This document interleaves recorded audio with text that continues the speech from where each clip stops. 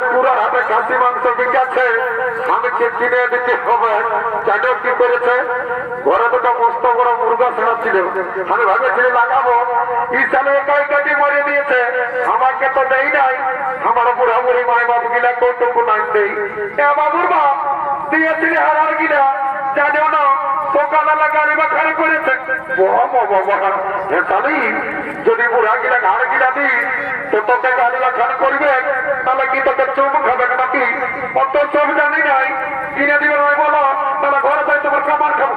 এবং কিনতে সঙ্গ চড়াই দিলে ধামসে যাইনি কত করে একটু টাকা বাবুরে, খাসি মাংস কত করে?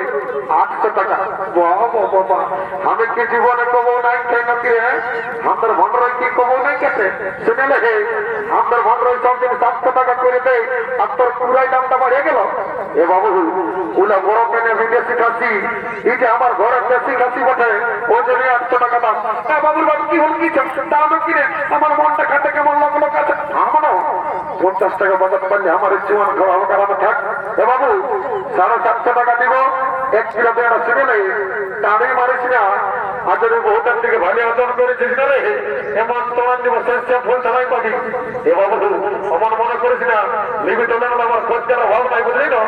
দিদি সেটা ফুলমালা কত করে রে, তোর ফুলমালা কত করে রে? 20 টাকা করে।